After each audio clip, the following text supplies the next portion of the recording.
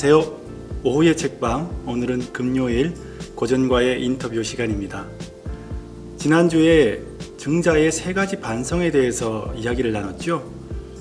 개혁군주로 알려진 정조대왕은 이 말이 학자들에게는 가장 요긴하고 절실한 말이다 라고 말씀하셨습니다.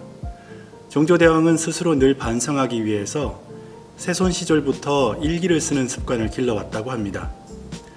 정조대왕의 어록인 일등록 또한 매일 만나는 규장각 신하들에게 마치 사관처럼 자신의 말을 기록하도록 해서 스스로 반성하기 위함이었다고 합니다. 오후의 책방도 여러분의 질책과 의견을 기다립니다. 의견을 모아 더 나은 모습으로 나가도록 하겠습니다.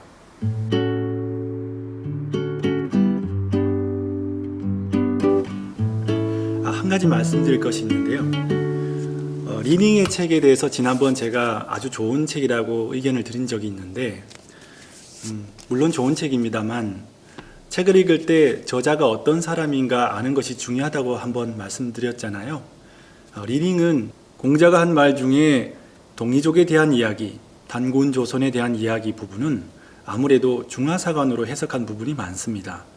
이런 부분을 참조해서 읽으시면 좀 더 비판적으로 이 책을 읽을 수 있을 것 같습니다.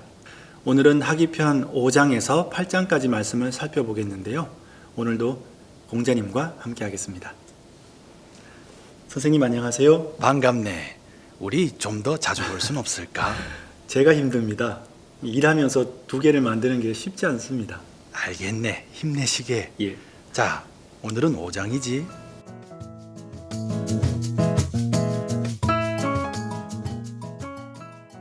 제5장 자왈 도 천승지 국하되 경사이 신하며 절용이 애인하며 사민이 신이라. 공자가 말했다. 천승의 나라를 다스릴 때에는 성실하고 신중하게 일을 처리하고 신용을 지키며 절약하고 백성을 사랑하며 백성들로 하여금 때에 맞춰 농사를 하도록 해야 한다. 승이란 네 마리의 말이 끄는 수레를 말하네. 천승은 천대의 수레가 있는 나라, 즉 제후국을 말하는 것이지. 백승은 대부가 다스리는 나라, 그리고 만승은 임금님이 다스리는 나라지. 일을 경건하게 처리한다는 뜻의 경사는 요즘 말로 하면 경업, 즉 자기가 맡은 일에 충실하고 최선을 다한다는 의미라네. 선생님, 예인과 사민을 말씀하셨는데요. 앞에서는 인이라고 하셨고 뒤에는 민이라고 하셨습니다. 인과 민의 차이점이 있나요? 넓은 의미에서 이는 모든 사람을 말하지만 자네도 아다시피 이때는 사대부와 일반 백성의 신분차가 있었네. 이번에도 사람을 차별했다고 지적할 텐가? 아닙니다. 성리학과 경국대전에 대한 이야기가 나올 때 그때 이 부분을 다시 한번 짚어보도록 하고요. 매번 이런 구절이 나올 때마다 이 문제를 이야기할 수는 없으니까요. 그러세. 마지막 구절은 나라를 다스리는 사람들은 절약해야 하고 백성들이 때에 맞추어 일을 할 수 있도록 농사를 지을 수 있도록 해야 한다는 말이네.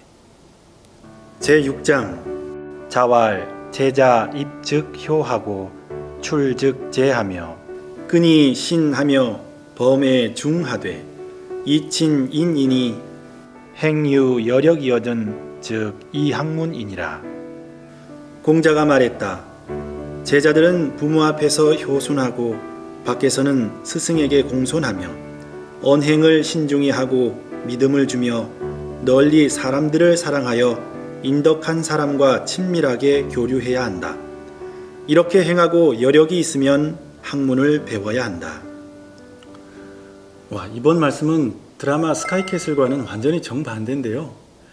드라마를 보신 분들은 과연 학업이 우선인가 아니면 인성이 우선인가, 진짜 행복은 무엇인가에 대해서 고민을 많이 하셨을 것 같은데요. 선생님, 저는 지식은 절대로 인성을 감출 수 없다고 생각하거든요. 당연한 말일세. 먼저 좋은 사람이 되고서 그 다음 교양 있는 지식인이 되어야 하지. 물론 이 둘은 배움과 실천이 그렇듯이 한 발 한 발씩 같이 나가는 것이겠지.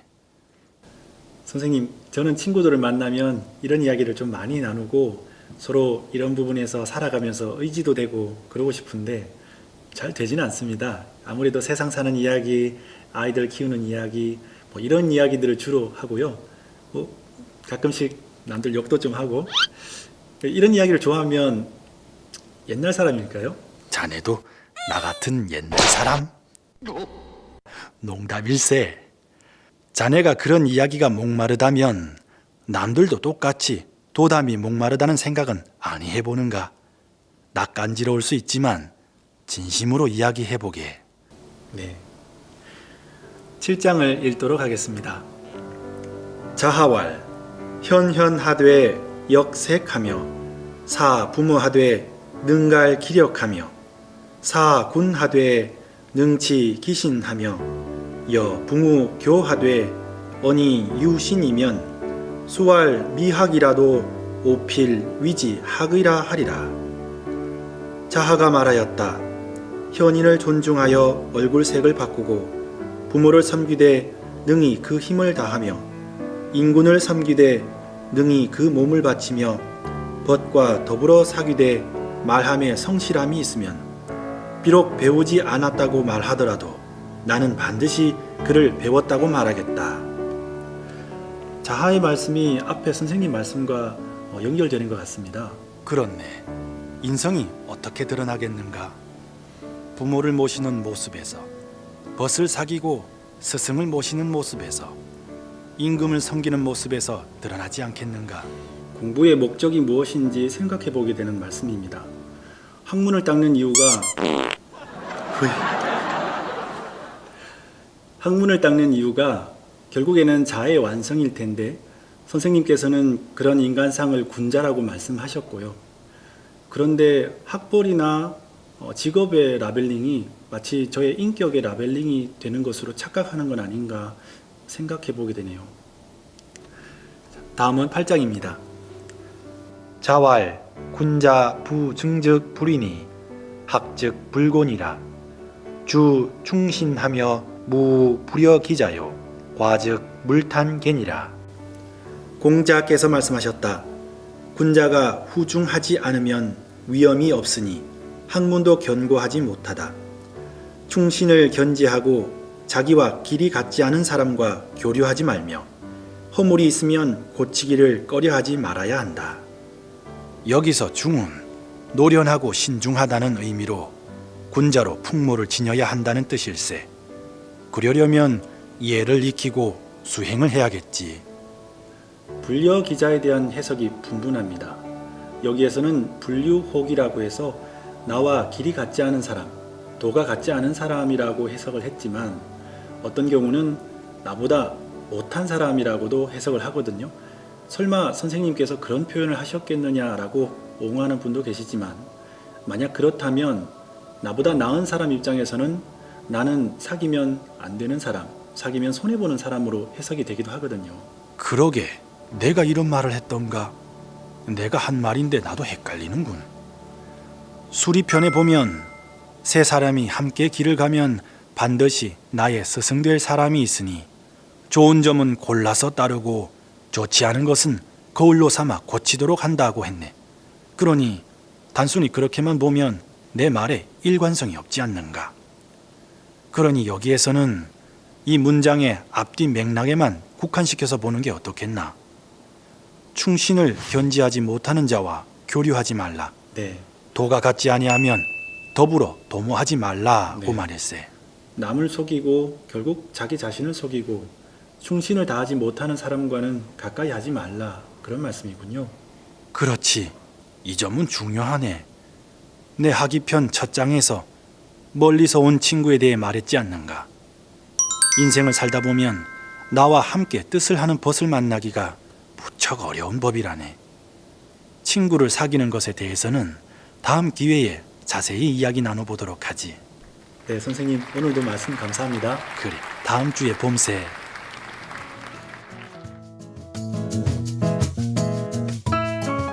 인내는 기다리는 방법을 배우는 것이 아니라 기다리는 동안 좋은 태도를 유지하는 것을 배우는 것이다 라는 말이 있습니다. 오후의 책방이 좀 더 나아지기 위해서 인내하는 방법, 좋은 태도를 유지하는 방법을 저도 배워 나가도록 하겠습니다. 오늘 여러분 함께 해주셔서 감사합니다. 다음 주 화요일 책숲 산책으로 다시 찾아뵙겠습니다. 오후의 책방은요, 다음 카페 독서클럽과 함께합니다. 오프라인 모임이 각 지역마다 진행되고 있으니 오프라인 모임에서도 만나 뵐 수 있으면 좋겠습니다. 감사합니다.